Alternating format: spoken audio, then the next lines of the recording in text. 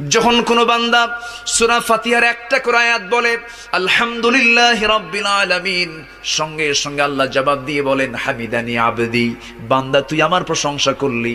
আর রহমানির রহিম যখন বলে আল্লাহ বলেন আসনা আলাইয়া আবদি। মালিক ইয়াউমিদ্দিন যখন বলে আল্লাহ বলেন মাজ্জাদানি আবদি।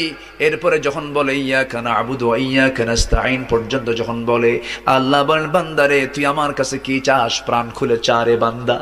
ইহদিনাস সিরাতাল মুস্তাকিম থেকে শুরু করে নিয়া ওয়ালাদ-দাল্লিন পর্যন্ত যখন বান্দা বলে তখন আল্লাহ বলেন বান্দা নামাজের মধ্যে এমন প্রেমের খেলা খেললি বান্দা, তুই যা চাইলি সব আমি আল্লাহ কবুল করলাম।